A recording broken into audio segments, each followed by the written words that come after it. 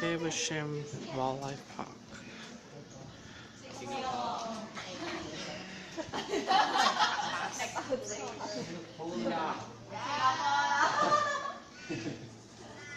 Okay, one, two, three, lah.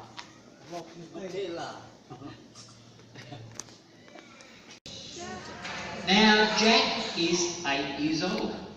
So if he's a person, he'll be 56 years old. Now, the Australian Kelpies have been bred to move sheep for 200 years. It's bred in the dog. It's instinctive in there. Now, during the mustering, the stockman, that's me, will control the dog. And in turn, the dog, he will control the sheep. And we use three around 3 or 4 times. Okay, then you stop. Okay. Now, sir, one more thing. When you stop, please don't stop up here.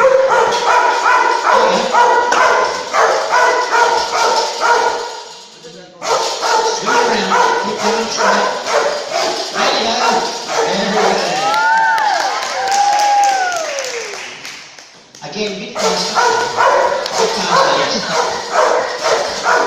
That's good. Well done. Good job. Thank you.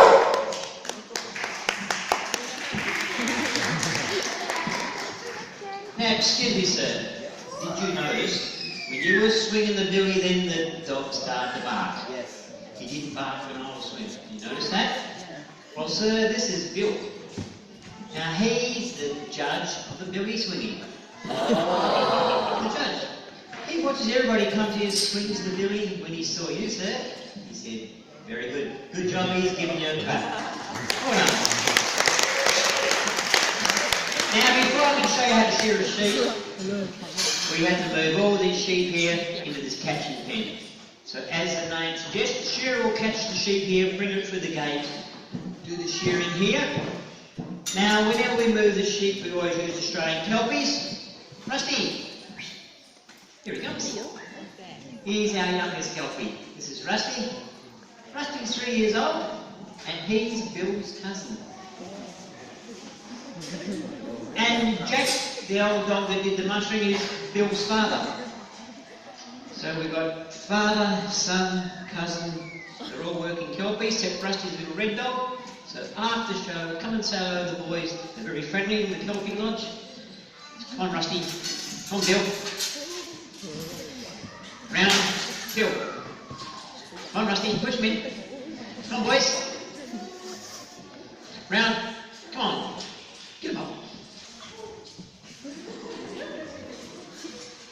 That way. Come on, Bill. That's it. Come on, Rusty. So you can see the dogs do the work, sheep them away from the dogs. And when they do a good job, we just reward them with a pat.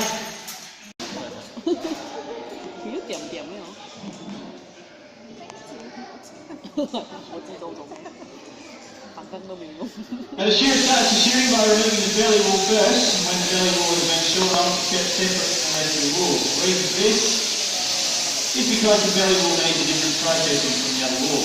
Because the sheep lies down on its belly, it picks up a lot of rubbish off the ground, known as mental matter, grass seeds, birds and prickles, which are hard to remove from the wool.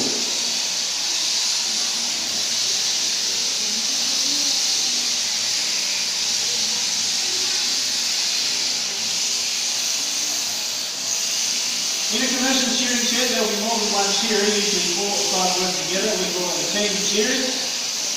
And these teams will start work at 7:30 in the morning. They'll work for 2 hours, they'll stop, have a break, come to tea, work for another 2 hours and so on throughout the day for an 8-hour day.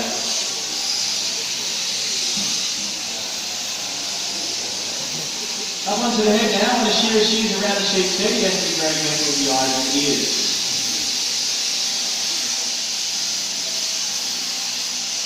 Now the neck is the most difficult part of the sheep to shear. As you can see, the handpiece goes underneath the wool. And the shearer feels for the skin before he can open out the wool to see where he's going. In Australia we shear mainly merino sheep. That's the breed of sheep. And merino sheep are very wrinkly. They have a lot of loose skin all over their bodies, but especially around the neck.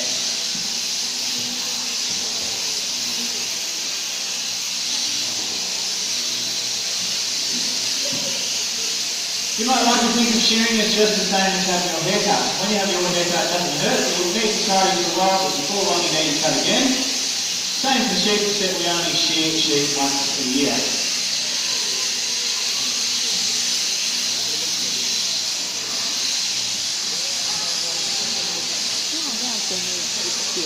Now this part of the shearing is called the long blow. The blow being a stroke of the handpiece. This is the longest blow the shearer does on the sheep. As you can see, just going from one end of the sheep right through to the other, so the shearer can take a lot of the lock very quickly when he does the long blow.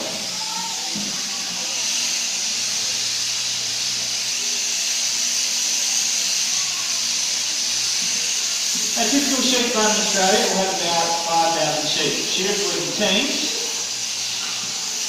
and these teams can travel from one sheep farm to another. Once you're at the farm, I'll stay there, from all the sheep.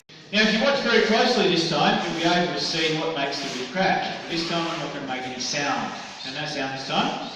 So this is how we do it. We swing the wood forward like this to make it crack.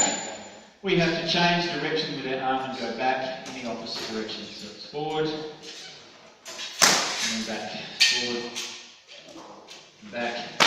Now when we change direction, that creates a loop in the whip. This loop then travels out to the end of the whip like a wave. When it gets to the end, it flicks the end over faster than the speed of sound. So this piece on the end called the cracker, this is breaking the sound barrier. So the noise you're hearing is a sonic boom. Now who would like to first come down and have a go at cracking the whip? Who would like to try this? It's not dangerous if you want to hurt yourself doing this. Just as easy for the ladies as for men. So who's first? Who wants to come down and try it? It's a lot of fun. I'll show you how to do it once again. Who's first? Who would like to try this? Come on, sir. Come on down. Just leave your hat there. Leave your hat. Okay, you can't start yet. Hold on your bottles with 2 hands. Hold them up hard. Just get ready. You can't start until I say, okay? You have to wait until I say go before you start. So just get ready. And start yet. Okay, is everyone ready? Oh, Pinky, so cute.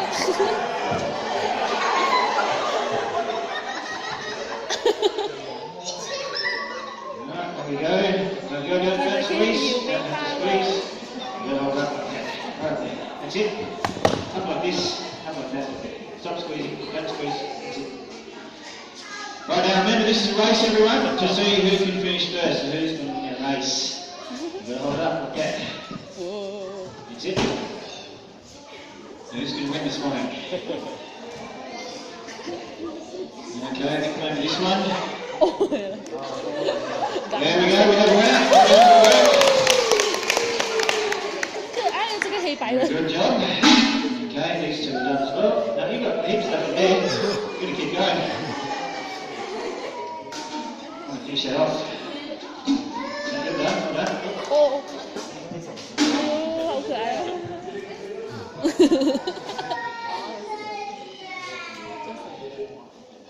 Okay. Now these two here, they're a set of twins. They're about 4 weeks old. And the other... We'll do the fun part first. I'll introduce you to who you're going to be meeting. Now first up, you're going to meet our very noisy cockatoos and parrots. There's a cheeky lorikeet in there as well you can say hello to. And then next along in our keeper's hand, we have a bobtail lizard. There's a couple of blue tongues down there as well. You can even go over and have a feel down on their scaly backs. Now in the back corner, we have some more birds. Now these are birds of prey. So they are meat-eating birds, definitely no fingers near these guys. Next along is another meat-eater. This is Felix. Felix is a spotted-tailed quoll. So like I said, another meat-eater there, so definitely no fingers, but he does make for a really good photo. Next along, this is Luna. She is a golden brush-tailed possum. These guys are usually curled up asleep, so really good chance for a good photo, and you can also have a feel down on her fluffy tail. Now for our real reptile lovers, you guys are going to like Ramsey. Ramsey is a Woma python, very friendly snake. You can head over and have a feel down on his scaly back as well. If you're not a big fan of snakes though, that's okay. You can go straight past. She's not going to chase you around as Ramsey. Okay, now another cute and fluffy down the end here, we do have a couple of species of bettong. Now, if you don't know what a betong is, that's perfect. You can head on over and Katie will tell you all about them. Now, of course, we are missing a pretty important guest, aren't we? Would you guys like me to get out of Wombat? Yes? Alright.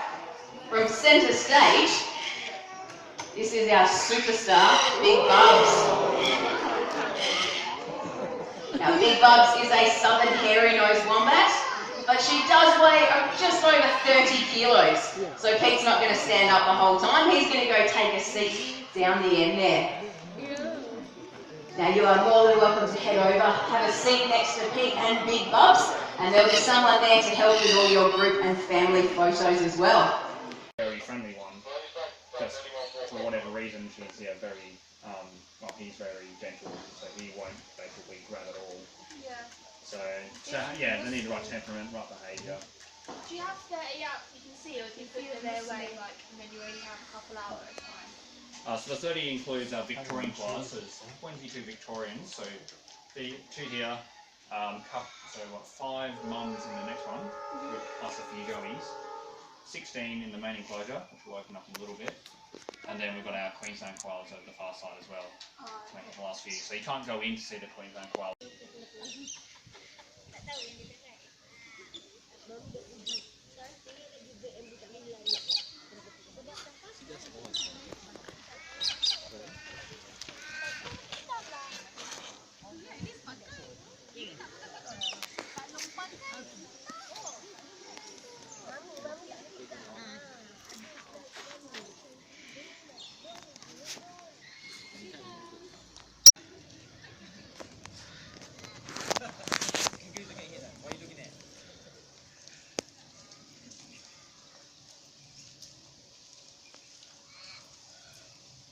他在这边做梦会喝奶是吗？咩叫 KO testicle？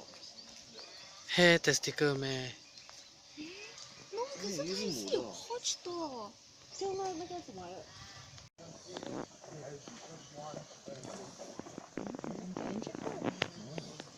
？No，